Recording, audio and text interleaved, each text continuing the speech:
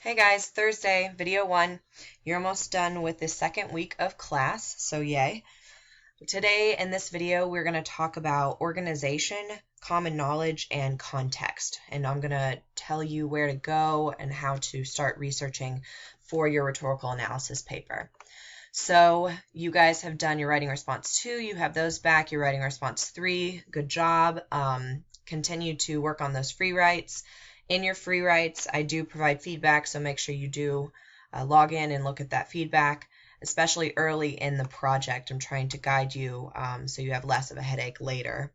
So for Thursday, contextualization will be the second video, but we're going to talk about these two things. First, I had you read 2 documents, planning and organizing the rhetorical analysis and the common knowledge document. Okay, so let's go ahead and start with planning and organizing.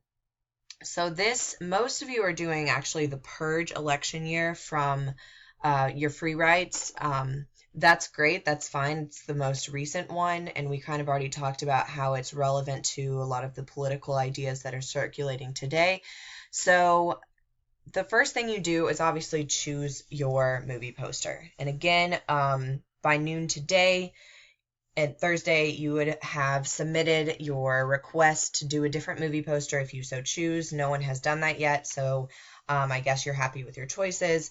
So the first step, choose a movie poster. The second step is just look at what's going on. Describe it on the bare bones. So what I mean by that is literally just go through and pick apart what's going on in it. So let's look at the purge, since most of you are doing that. It's clearer on the internet, but we have the title up here, 3 stars, 3 stars, a little bit of red, white, and blue here, but it looks more like blood. It's all capitalized. It's all in the same font. We have a line that separates the title from the subtitle in the same font. And then we have the slogan, Keep America Great, for this movie. It's all the same font, all the same style. And it's all in white. So that might be something against a black background that might be important to point out for the purposes of contrast. So then if we keep going down, we are this vertical line by Uncle Sam, quote unquote, his body through the title and when the movie is going to be released, July 4th weekend. So we have all of the main details, maybe not the rating. And then down here, like I said, you can see it better online, but the production company, and it says film not yet rated. So in later posters it would be rated, of course. But so we have all of the general information. So I'd say the logos of this might be working well, maybe not. It depends on your papers. I'm not going to give any strict answers with this. This is all paper about reasoning and what you can argue. So we have the basic foreground, okay? The second step is to look at the middle ground and then eventually the background. So the middle ground would be these 3 characters here. And we would look at just basically they exist. They're also vertical lines. They look to be approaching the audience, menacing. They're different figures throughout time, American history specifically. So you can identify those as you do your research / go along. They're obviously holding it looks like almost time appropriate, quote unquote, things, weapons, particularly. What is this here? You might look at specifically what this is used for in the film and also in the movie poster purposes.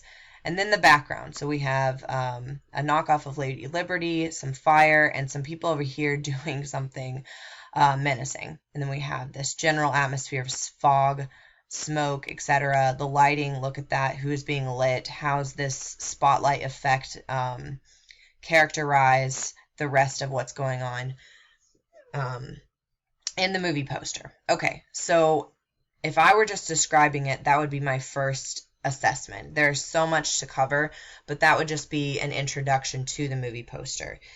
The second thing would be to start assessing it. Is this an effective movie poster or not? And that's, again, going to be your thesis statement. Is it working or not? Is it successful or not? So you're not going to say, is it good or bad? Does the movie suck or is the movie great? In your thesis statement, you're going to just make a judgment call using the language of effectiveness or ineffectiveness. And then the last thing is analysis. So why is it effective or ineffective? And this is really where you can go in and you can talk about the foreground, the middle ground, the background, or you can talk about the specific elements per paragraph. So those are the two ways to organize this paper. We'll talk about those a little bit more, but I did the first way, the foreground, middle ground, background. You can do that as well, commenting on the effectiveness of ethos, pathos, logos, purpose, audience, conventions, context, visual, and textual. Okay, the second way would be to just focus in on ethos. So a whole paragraph about ethos. What would be important to say with ethos? So the ethos of Uncle Sam or Lady Liberty or Abraham Lincoln. What would be the ethos of all of these characters and how are they warping that ethos to serve a purpose? The name The Purge. This is the third movie. It has sort of reputation with it. I watched Rick and Morty the other day and they did a knockoff of The Purge. They had a Purge episode. So other things are parodying this. It's pretty popular by now. Election year. It's working with the ethos of the current election. It's using Donald Trump's propaganda, his slogan, or a knockoff of that as well. So there's a lot you could say in terms of ethos. Pathos, how does it make you feel generally? Well, I would not want to be standing in front of this audience. What's happening back here? This is probably what would happen to some of us if we encounter the purge, unfortunately. So think about each particular element and which ones are the most important to highlight. Again, you must talk about context in some way and then a visual element in some way. So you could talk about alignment. I would definitely for this in terms of the vertical alignment that guides my eye straight up and down, but also this horizontal plane here.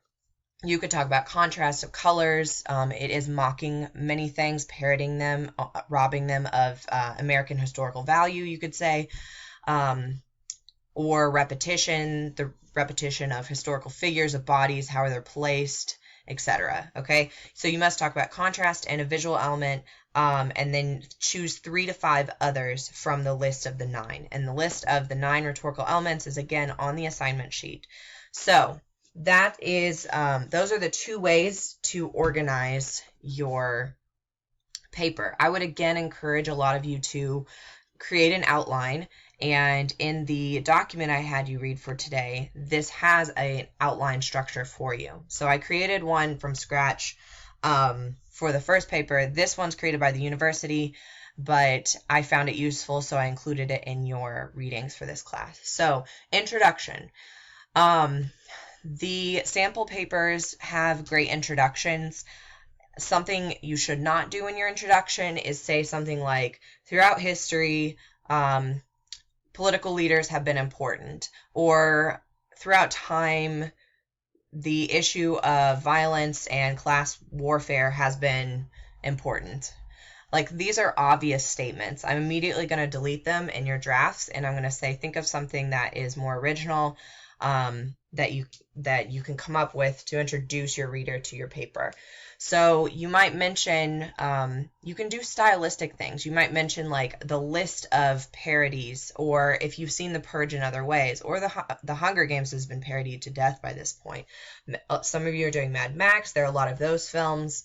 Think about like how they fit into a modern context of today, perhaps, or the context in which they were created. You might comment on that, but be stylistic. In your introduction and conclusion, you have the most freedom, like you did in your narrative paper, to really be stylistic and take risks with your writing. Okay, the worst thing you could do is just provide a boring, obvious statement. I'm a pretty good reader, so I'm just going to mark it out and I'm going to say you can do better. Okay. Your thesis statement should be in your introduction. We've already talked about that in the previous video. The background. You can discuss context here. That's what this means. So, is it important to know the context of the Purge? Yeah, probably. Is it important to know the context of the Hunger Games? So you can talk about briefly what happens within the movie. I do not need a movie summary. Don't provide that for me because I have already seen all of these. And do not just simply list like the characters or something obvious again. So what background do we need to know in terms of when it was released, the context of the audience? You can put all that here. If you want, you can front load that in your paper. You can put it later, but it makes sense, honestly, to put it first. All right, lines of argument. So this reason 1, reason 2, reason 3, 4, etc., you do not have to follow all of these specifically. So the lines of argument would be your body paragraphs, and those are the 2 styles of organization that I briefly mentioned just a second ago. So again, the first one is describing the foreground, middle ground, background. You don't even have to use those terms, but if you go in an order or a progression from front to back or from back to front, then that will help guide the reader through your paper and also through the analysis of the movie poster. The second one is something that students tend to prefer because it seems a little bit neater and more organized, is to use each element. So again, you would have a whole paragraph about ethos or pathos, and you're not covering all 9. That's way too big for this paper, and it's 1,200 to 1,500 words. A lot of you went over in the last paper, so please keep it within the word limit. For the sake of the genre and for the sake of my reading ability, it's a really fast-paced class already. So if you want, you could do a whole paragraph about context, which might be this one. You might trickle it into your main body paragraphs, or it might be a whole paragraph about proximity, alignment. Just really dig deep into the analysis, because that's what I'm grading you on, obviously. So after you have all of those, which will make up the bulk of your paper, then you dip into the conclusion. The conclusion is the same for the narrative, except the only exception is the resolution's not going to be personal, obviously. So you might talk about a solution, a prediction, or a consequence. If you're relating it to the modern politics, for example, for the purge, what might this world look like if the purge were implemented? Is that a future that we're headed toward? Also for like the Hunger Games. The Hunger Games are a similar system to the Purge, only it's not everyone is involved, and you know, it's a little different, but it's a similar kind of system of eradication and class warfare and keeping people in their place per se. So what might the world look like with this? Are these warnings? Typically the dystopian genre or post-apocalyptic or apocalyptic genres are warnings against things. Global warming, warfare, violence, etc. Think about the implications of all of these, and you can be stylistic and creative in your conclusion. Okay, so you might have 1 or 2 sentences that again summarize what you've just said, but I don't have amnesia, so the better conclusion would be, where does the paper go from here? What did we just learn from this analysis? What is this? What's the purpose of these movie posters? What are they telling us overall? Okay, so the second thing is I've provided here, so if you do the actual PowerPoint view for this slide, I have provided exactly what I just said. So the 2 types would be, here's the first one. I have a topic sentence here. This is about a paper I wrote a long time ago. It's talking about an idea. So love is the idea here, or distorted versions of love. And that would be something like ethos or pathos, a larger concept that's subject-centered. The second thing would be the entire work itself. So like all of the Hunger Games is in this paragraph. So this would be something like background, foreground, middle ground, or background, middle ground, foreground, etc. So if you want, take a look at these, but the previous explanation I think was a little bit clearer in terms of the 2 ways you can structure or organize your paper. All right, common knowledge. So this document I had you read, it seems pretty self-explanatory. Common knowledge, the best thing is who is your audience? So for this paper, it's a general American audience, okay? So what does the American public know? That would be the best way to approach this paper and common knowledge. The second thing is, when in doubt, cite. So we'll talk about citation in the next video and for Friday, but go ahead and read through this document. Let me know if you have questions, and that's all for this video.